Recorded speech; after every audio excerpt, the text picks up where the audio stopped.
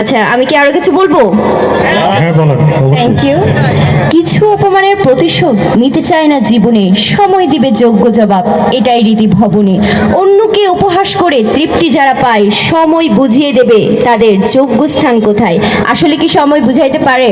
অবশ্যই অবশ্যই। সময় কি বুঝিয়ে দেয়? আচ্ছা, এখানে যারা নতুন কন্টেন্ট ক্রিয়েটর আছেন তারা কি অনেক ট্রোলের শিকার হচ্ছে না? আচ্ছা, তারপরে যারা আমাদের বড় যারা আছেন তাদেরকে বলছি যে আপনারাও তো একটা সময় হয়েছিলেন, এখন কি সময় তাদের যোগ্য জবাব দিয়েছে? তাহলে কি আমাদেরও দেবে? অবশ্যই অবশ্যই। ইনশাআল্লাহ।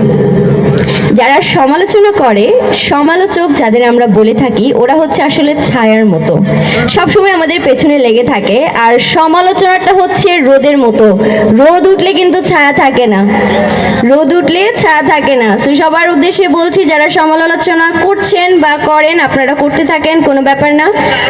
এরকম আসলে যেটাই করেন, আপনি প্রফেশন যেটাই বেছে নেবেন, সমালোচনা কিন্তু থাকবে, তবে রোদের অপেক্ষা করতে হবে, কারণ রোদ উঠলে ছায়া থাকে না।